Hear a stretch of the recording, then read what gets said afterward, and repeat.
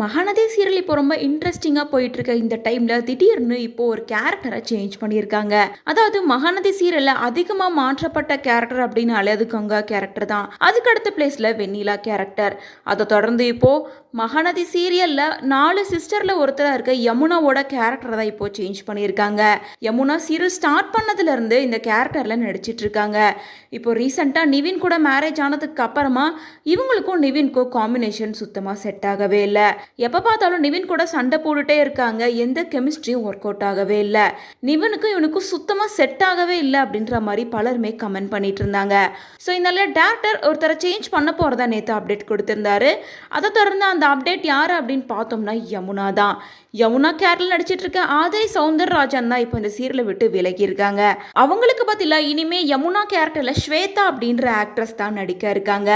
இவங்க புது ஆக்ட்ரஸ் அப்படின்றனால இவங்கள பத்தின எந்த டீட்டெயிலும் கிடைக்கவே இல்லை.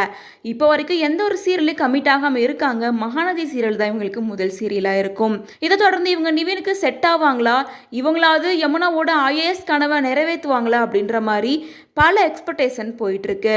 ஏன்னா இந்த சீரியலோட ட்ராக் படி பார்த்தா யமுனா ஐஏஎஸ் ஆகணும் அப்படின்றது தான் ஆசைப்பட்டிருப்பாங்க. இடையில தான் நிவின் கூட காதல் திருமணம் அப்படின்னு முடிஞ்சிருச்சு. இதுக்கப்புறமாவது படிச்சு ஐஏஎஸ் ஆவாங்க அப்படின்னு பார்த்தா காவேரி நிவினை சந்தேகப்பட்டு சுத்திட்டு இருக்காங்க.